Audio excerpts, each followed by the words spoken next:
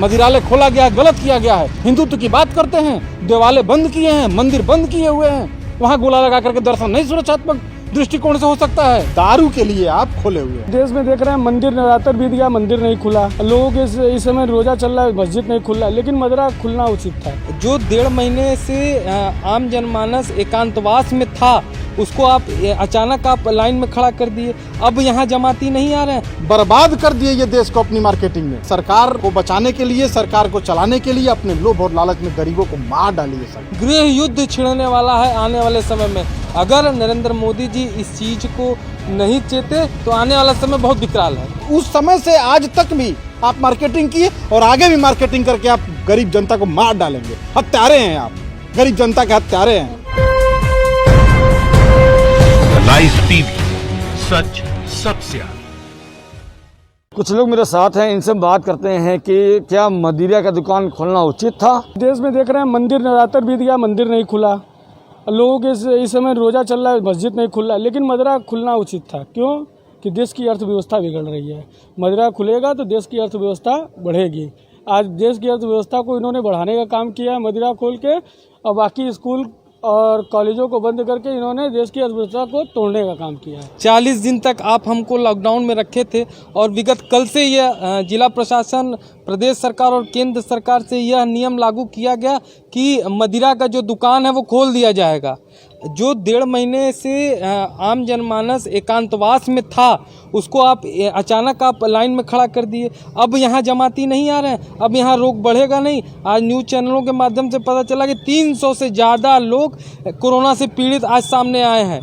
कहने के लिए तमाम चीज़ें हैं। आपको जब कोरोना से लड़ना था तो उस समय आप मध्य प्रदेश में सरकार बना रहे थे। वहाँ के मध्य प्रदेश के मुख्यमंत्री मामा जी कहते हैं कि हमारे सरकार में आने के पहले कोरोना बढ़ चुका था। अरे ये क्या है? कम से कम अगर आप इस चीज़ से लड़ नहीं सकते तो कम से कम झूठी बातों को भ्रामक स्थिति में न फैलाएं।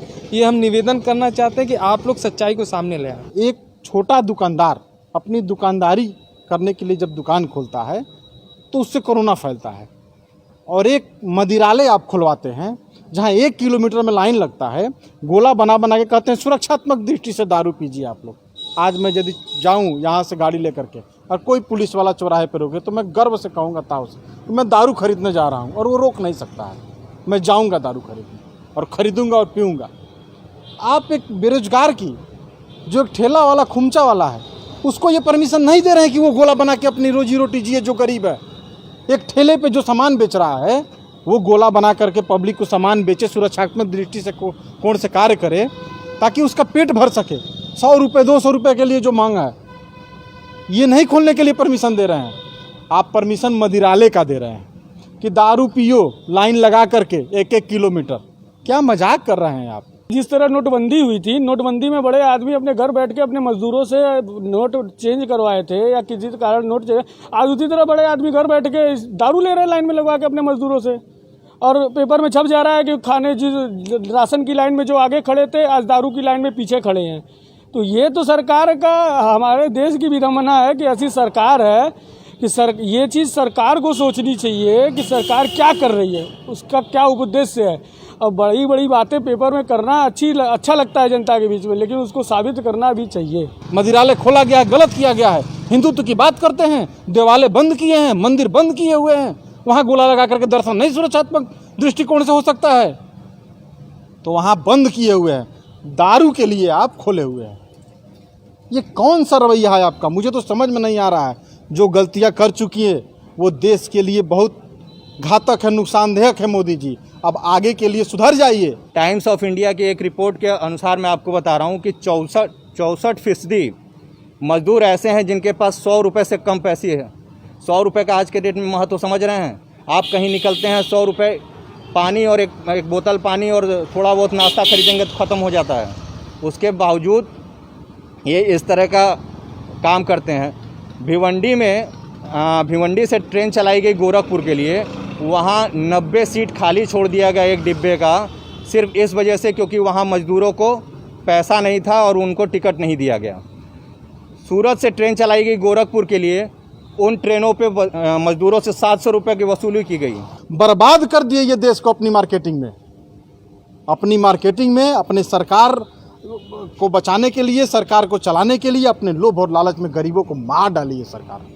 यदि उस दिन से 22 मार्च तक ये चरणबद्ध तरीके से योजना बना दिया गया होता तो आज ये गरीब इस तरीके से नहीं मरते। ये मैं नहीं कर रहा हूँ, आप उन गरीबों से जाके पूछिए। मैं झूठ बोल सकता हूँ, हो सकता है। उन गरीब की आवाज़ सुनिए। क्या उनके पास भोजन करने के लिए पैसा है? क्या सरकार ने उनको भोजन दिया है? क्या वो किसी का बच्चा नौकरी कर रहा है बॉम्बे में, उसका बाप घर पे बीमार है, मरने की कगार पे, वो देखने तक नहीं आ पा रहा है, बाप मर जा रहा है।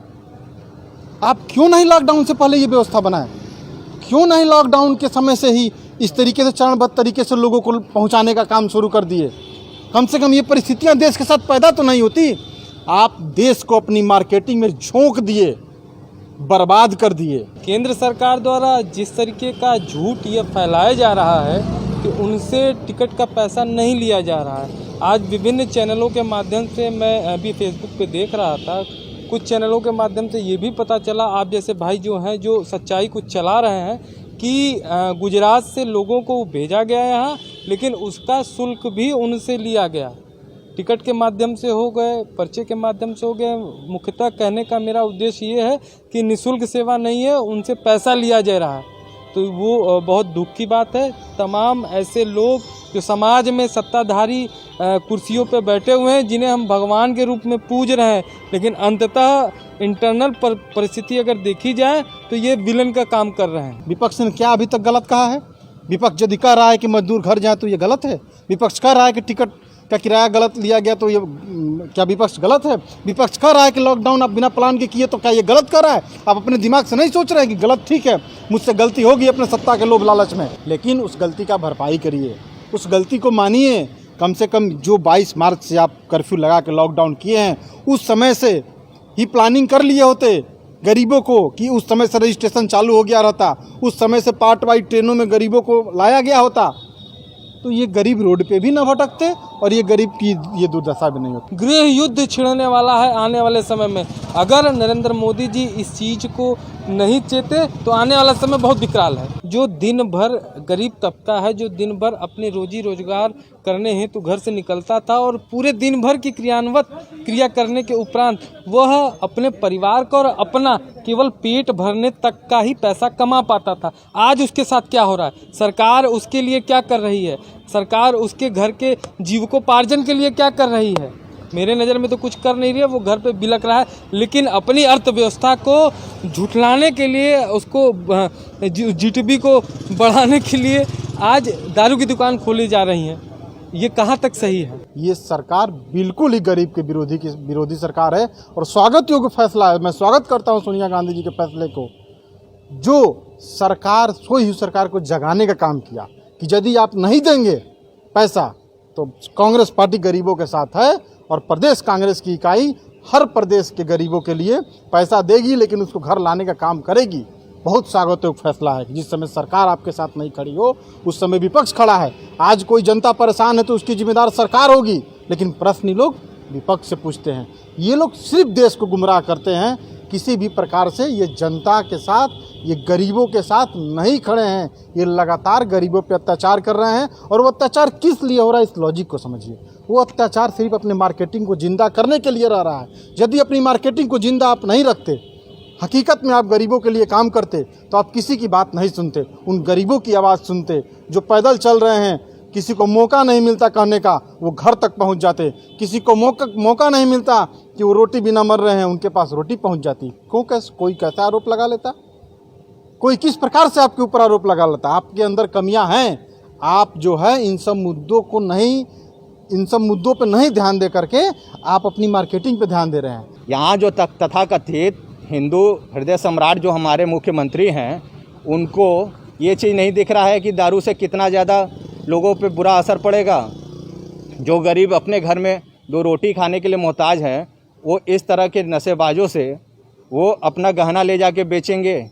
आपको इस तरीके से सराफा की दुकानें भी खुलवा देनी चाहिए कि कम से कम ले जाके बेचें और वो अपना दारू पीना चालू कर दें, अगर आपका यही मंशा है तो जब बिहार की अर्थव्यवस्था चल रही है तो यूपी की अर्थव्यवस्था क्यों नहीं चल रही है? पूरे देश की अर्थव्यवस्था क्यों नहीं चल रही है? आप गांधी जी की नीतियों की बात करते हैं और गांधी जी के सिद्धांत में जब आप गुजरात में इस चीज़ को बैन कर रहे हैं तो पूरे देश में आपको करने में क्या समस्या आ रही है। उस समय से आज तक भी आप मार्केटिंग किए और आगे भी मार्केटिंग करके आप गरीब जनता को मार डालेंगे। हत्यारे हैं आप, गरीब जनता के हत्यारे हैं। मैं सीधा आरोप लगाता हूं।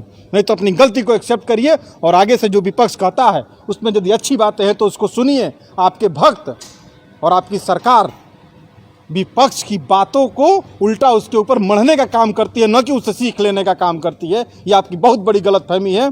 आप कोरोना के फर्स्ट दिन से लेकर आज तक आपने देश को बर्बाद किया है। हाथ जोड़ के निवेदन है मोदी जी, आगे मत बर्बाद करिए, आगे चरणबद्ध तरीके से गरीबों को उनके घर पहुंचाइए। आपके पास कुछ चंद पूंजीपति हैं जिनको आपने भरपूर पैसा कमाया, भरपूर उन लोगों का पैसा एनपीए में डालकर माफ भी किया, और वो लोग कुछ तथाकथित चैनलों को भरपूर खरीदे भी, और उन चैनलों में से कुछ लोग आपके यहाँ संसद भी राज्यसभा से गए, और वो लोग प्रायोजित देश की जनता की आवाज़ को दबा रहे हैं और आप दबवा रहे हैं, सच्चाई से अवगत नहीं कराने दे रहे हैं। जनता उसका जवाब देगी। उन चैनल वालों को भी नहीं छोड़ेगी जो प्रायोजित ढंग से गरीब की हत्या कर रहे हैं। ये लोग, ये सीधा सीधा इन लोगों द्वारा प्रायोजित हत्या किया जा रहा है। राइस टीवी, सच सबसे आगे।